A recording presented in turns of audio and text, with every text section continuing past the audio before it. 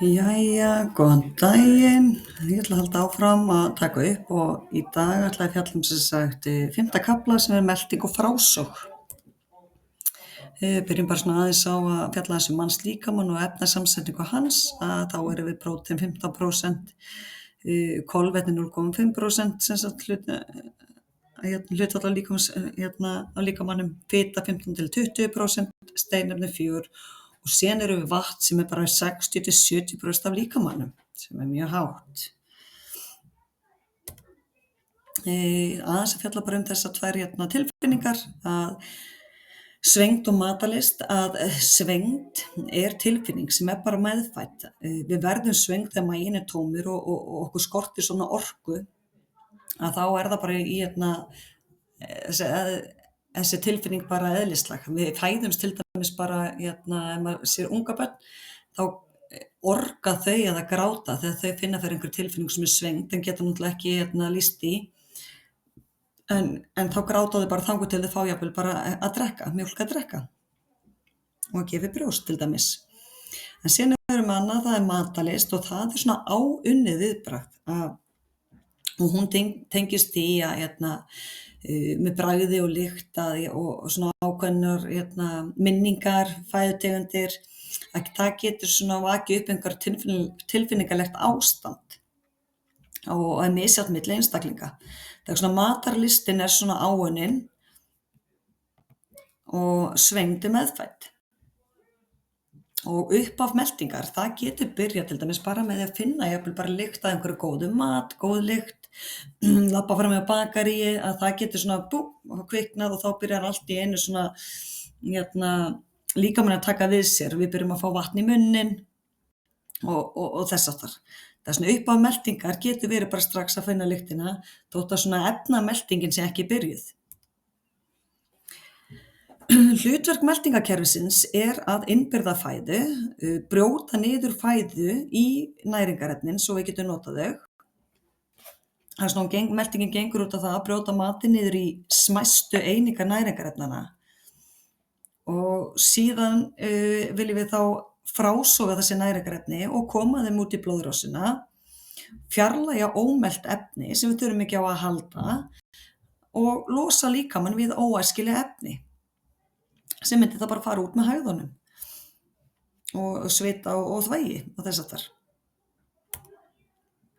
Þetta er bara svona til gamans, ekki sem þið eru að leggja á minnið, að lykt og bragð, það er hluti af þessari matarlyst og upplifun okkar á matnum og þetta er þessi bragðlög sem við höfum á tungunni sem gerir greinarmun á súru, sætu, beisku, saltríku og síðan er þetta fimmta bragð umami. Þetta er bara svona til gamans, ekkert eitthvað sem þarf að fara vel yfir. En melting. Melting er þá tvenns konar.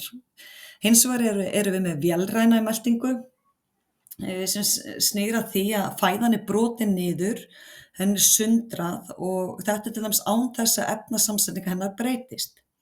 Og hér þegar ég er að tala um vélræna meltingu þá getur til dæmis verið að nefna þegar við tyggjum mat, við erum að brjóta matinn niður með tönnunum. Vélræn melting getur líka verið þegar fæðan berst eins og í maganum fram og tilbaka og hún hnoðast, að það er svona vélrænn þáttur af meltingunni. Svo erum við með efnameltingu sem tengist á að meltingarensím sjá að brjóta niður fæðuna í einfaldari efnasambönd. Við erum að brjóta niður einhverja tengi þarna á milli og reyna að fá þetta í lokin í svona smæstu mynd svo líkaminn getur frásogað.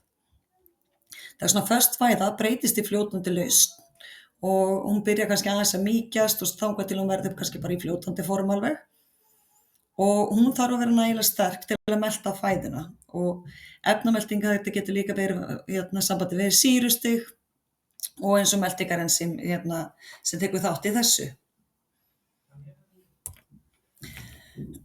Meltingarfærin, er mynd sem við þurfum að þekkja þau, að meltingarfærin vinstra megin er til dæmis eins og er þetta rör. Við getum hugsað að meltingarvegurinn er svona löng túpa sem nær þá frá munni og að endaþarmi eða ristlinum og þarna eru þá helstu líffæri meltingarkerfisins munnur, kok, vélinda, magi, smáþarmar og ristill og þetta er allt sem fæðan fer í gegnum.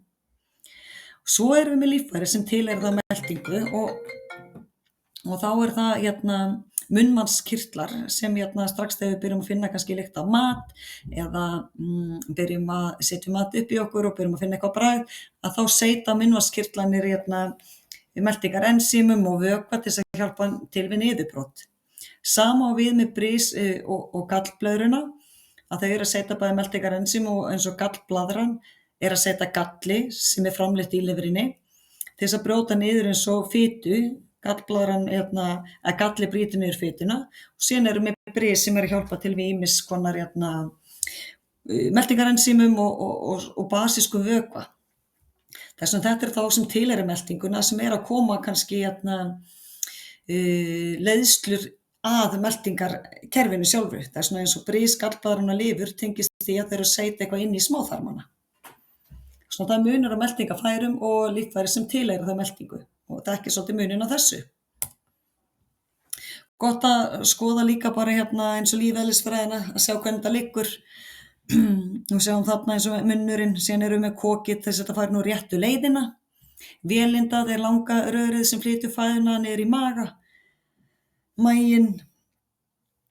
Síðan kemur sélaga túpan þarna sem er þá efsti hluti smáþarmana. Smáþarmarnir eru síðan langir og hlykkjóttir. Og þaðan tekum við síðan ristillinn. Og síðan erum við líka með þessari mynd til dæmis sem tilheyra meltingunni. Eins og lifrin og gallblaðran og brisið sem er þarna. Og í munnunum þarna líka væri það munnvatnskirtlarnir þarna fyrir ofan.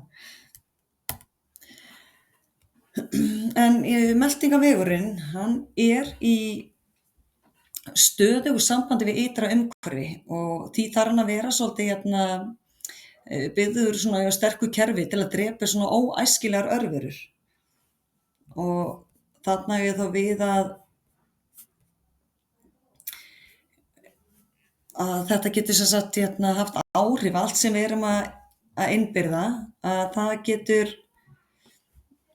að þýðir rauninni það að svona innra yfirborð líkamans er opið út af við eiginlega. Það er að segja alveg frá munninum og alveg niður endaþarmi. Það er svona allt sem við setjum ofan í okkur, matur, drykkur og með því getur komið þá kannski einhverja bakteríur og jafnvel einhver óhreinindi. Og það fer og í gegnum þennan langa gang líka. Og þó fæðan sé kannski komin inn í líkamann, þá er hún raun ekki komin inn í líkamsvefi. Við erum kannski ekki búin að brjóta allt niður og við erum ekki búin að frásóga það inn í blóðrásina. Og þangað til, þá er sem sagt fæðan eða svona rými sem er sambærilegt það sem er utan líkamans. Við þurfum að hugsa að meltingarvegurinn þarf að vera vel varinn, hann þarf að vera heilbrigður og sterkt svona varnarkerfi til að verjast þá þessum skaðlegum örverum og efnum sem eru þá að koma utanfrá og með matnum og drykki. Það getur til dæmis eins og verið slím. Slími hjálpa líka til. Það tekur svona innra borð meltingar vegarins og ver frumunar fyrir til dæmis sýrum og ensímum og sýklum og er svona pínu svona hjúpur. Magasýran, hún drepur flestar bakteríur og örverur sem berast niður í maga með fæðinni og magasýran er þá helst í maganum og þá er það svona súrasta umhverfið, en strax þegar þetta er komið niður í smáþarmana þá kemur þessi basi sem hlutleysir þessa sýru. Það er svona í maganum þá að vera að drepa flestar bakteríur, en það er einhverja sem kannski komast niður í skeifugörn. Og meltingarensím eru fyrst og fremst til að melta fæðuna, en geta líka haft skaðlega áhrif á sum efni og örverur og kljúfa jafnvel niður prótín og veikja þannig til dæmis örverur. Og síðan eru átfrumur að þær eru til dæmis hluti bara af ónæmiskerfinu og gleypa bakteríur og aðra svona agnir. Og 80% allra átfrumna líkamans eru staðsettar í meltingarveginu, sem sýnir bara hvað meltingarvegurinn er mikilvægur varnarstaður líkamans.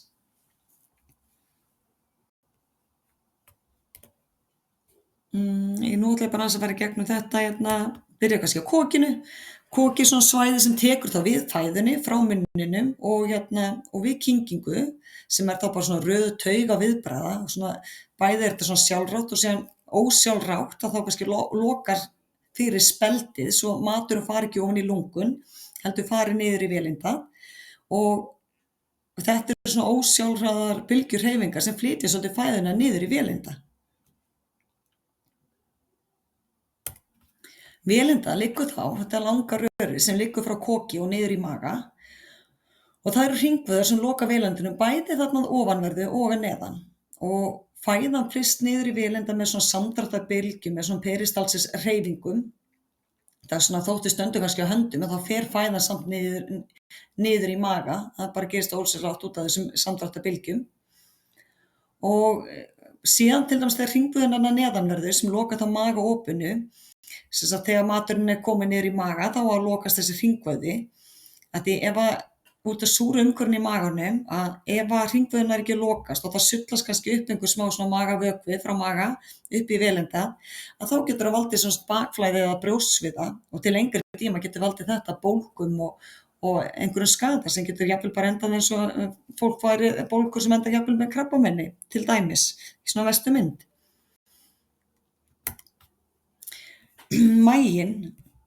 Maginn er þykkur og vöðvaríkur og hefur 3 vöðvalög af sléttum vöðvum, og þarna til dæmis eins og þegar ég var að fjalla um vélræna meltingu, að þarna til dæmis sem maturinn að hnoðast, hann er að veltast, hann er að berjast þarna fram og tilbaka í maganum, ásamt því að vera með sem sagt efnameltinguna, sem eru þá eins og magakirtlar sem mynda magasafa og sem inniheldur slím sem er að vernda innra borð magans, muniði, þarna er kannski einhverju örverur sem eru að koma og það þarf að passa upp á það. Þetta er svona varnarkerfið. Síðan erum við með saltsýru sem er bara magasýran, og hún drepur flestar gerla og virkjar pepsínið. En pepsínið til dæmis meltingar ensím sem meltir prótein. Og síðan erum við magaportvöðvan sem er svona annar hringvöðin og hleypur ákveðnu svona skammti af fæðumauki niður í skeifugörn með ákveðnu millibili. Svona sé ekki að koma rosa mikið í einu, þetta er svona lítið og þegar það er búið að maukast. Ég glemdi nú að segja ykkur frá því að eins og með kolvetnin, að þau byrja aðeins að meltast í munni, svona sterkjan sem er kallað.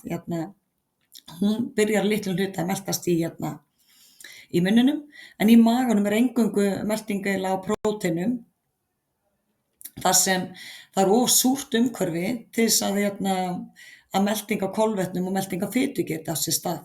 Þess vegna melting próteina er þá í maganum. Frásogið er lítið og smáis kannski af vatni og söltum og alkóhóli sem fer þarna fram. Smáþarmarnir taka við þá á maganum og er kannski einn mikilvægasti hluti meltingakerfisins. Fyrsti hluti þeirra kallast svona skeifugörn sem er svona C-laga rör beint í framhaldi af maganum, og þangað berst fæðan í svona smáum skömmtum eins og við talaðum og þar hefst til dæmis mikilvægasti hlutin af efnameltingunni.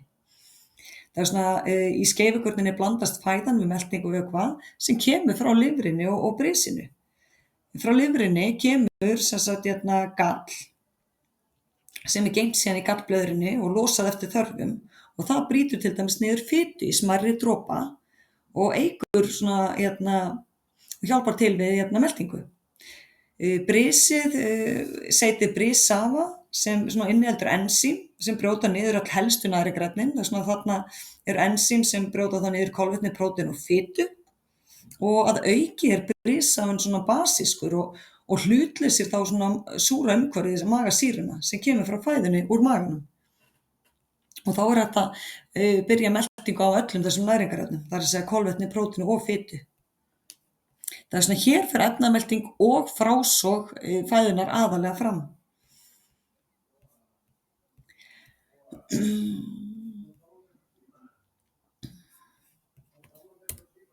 Smáþarmarnir bara svona, þeir eru mjög langir og þeir geta fyllt bara hálfan tennisvöll ef maður myndi fletja þetta allt út. Því smáþarmarnir eru langir, þvermálið mikið og eru öll út í svona tótum. Það er svona að það er fullt af fellingum og innan á þvermálum er svona slímhúð og það eru til dæmis ótal tótur, þarmatótur. Svona ef við sjáum að þessari mynd að þá er þetta tótur og á hverju einni tótu eru fullt af litlum tótum. Pínu, erfitt kannski að útskýra, en mér minnir að koma mynd aðeins og eftir. Það er svona þarmatótur og inn á hverju þarmatótu eru